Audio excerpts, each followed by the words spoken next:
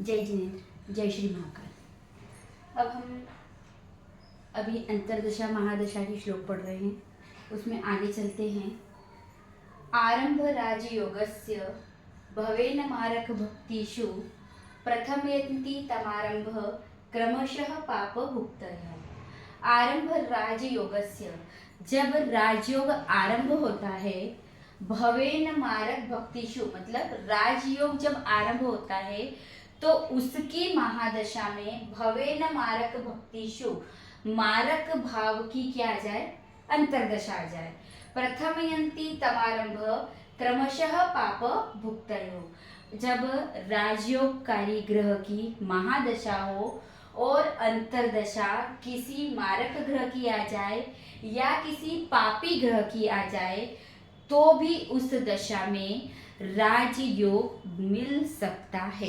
अब इसमें संबंध होना या ना होना जरूरी नहीं है, क्योंकि ये आगे ही एक श्लोक में बोला था, आत्म संबंधनो ये चे ये वा निज सह धर्मेण, उस वाले में आपको ये बताया गया था कि जब कोई पापी ग्रह की अंतर्दशा होती है तो उसका संबंध हो या ना हो फिर भी वह अपना पूरा फल देता है। तो इसमें मारक यानी मारक भाव की अंतर्दशा है तो यह भी पापी हुई, या किसी पापी ग्रह की अंतर्दशा हो तो भी वह पापी, तो उसका राजयोग से संबंध हो या ना हो फिर भी उसकी महादशा में, किसकी, राजयोगकारी ग्रह की महादशा में अंतर्दशा किसी मारक भाव की या किसी पापी ग्रह की आ जाए तो भी उस दशा में राजयोग मिल सकता है। अभी कैसे मिल सकता है ये देखिए, यहाँ है शनि। शनि हमारा केंद्र का भी मालिक है और त्रिकोण का भी मालिक है। इसकी महादशा हो, शनि की महादशा चल रही है जातक को शनि की, और अंतर्दशा आ जाए उसको मारक भाव मतलब मंगल की।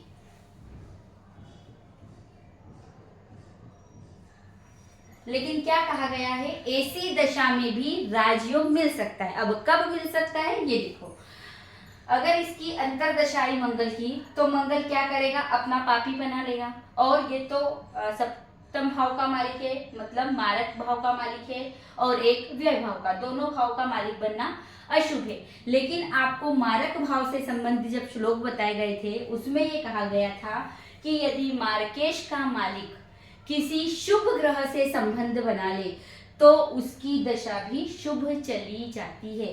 तो यहाँ उसकी मंगल की बैठने की जो स्थिति है और वो किसी शुभ या किसी राजयोगकारी ग्रह से संबंध बना लेता है ऐसी दशा में, तो उसकी अंतर्दशा में भी राजयोग में वृद्धि हो सकती है। अगर उसने उससे इनसे संबंध नहीं बनाया, किससे, राजयोगकारी ग्रह से संबंध नहीं बना रखा है, तो जरूर उसकी दशा में मृत्यु तुल्य कष्ट मिलता है, या मृत्यु तुल्य नहीं, तो उसकी दशा में मतलब पापी यानी मंगल भी अपनी अंतर्दशा का फल देगा।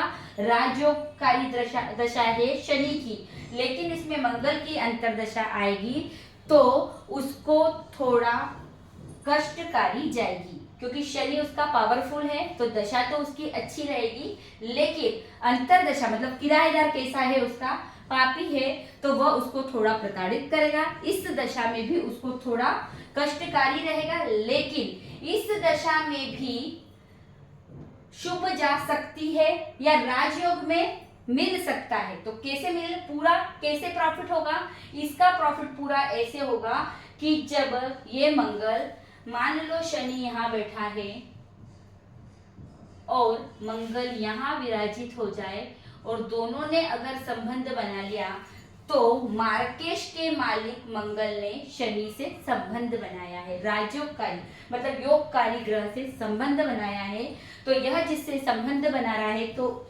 इसकी अंतर्दशा हो, प्रत्यंदशा हो या महादशा आएगी तब इसकी अशुभता में कमी रहेगी। तो यहाँ राजयोग पर कोई ज्यादा प्रभाव नहीं पड़ेगा। आगे चलते हैं हम, तत् संबंधिनो शुभानाम च तथा पुनर्संयुजाम शुभानाम तो समत्वेन संयोगो योगकारिणाम। इसमें यह बताया गया है कि योगकारी ग्रह की महादशा हो, किसकी दशा हो, योगकारी ग्रह की महादशा हो तत्संबंधिनो शुभानाम, उसमें शुभ ग्रह की अंतर्दशा जाए। पहले क्या कहा था, राजयोगकारी या योगकारी ग्रह की क्या हो, महादशा हो, और अंतर्दशा पापी ग्रह की भी आ जाए तो उसमें भी राजयोग मिल सकता है। कब, जब इनकी स्थिति देखकर हम निर्णय करें।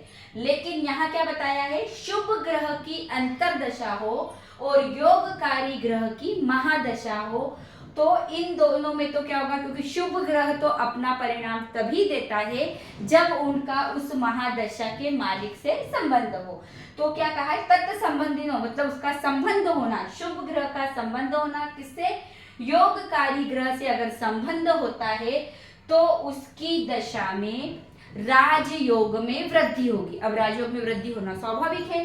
अब इसको ऐसे, पहले इसको समझ लो कि जब राजयोगकारी ग्रह की महादशा हो और अंतर्दशा किसी शुभ ग्रह की आ जाए, दोनों में संबंध हो तो राजयोग में वृद्धि होगी। मतलब जातक 100% उसको प्रॉफिट मिल रहा है तो 100 के बाद अगर कोई शुभता और आ गई तो उससे क्या मिलेगा, उसको 125% प्रॉफिट मिलेगा।